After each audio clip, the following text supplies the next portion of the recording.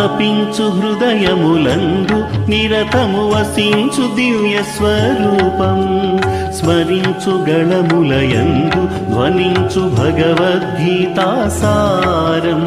తపించు హృదయములందు నిరతము వసించు దివ్య స్వరూపం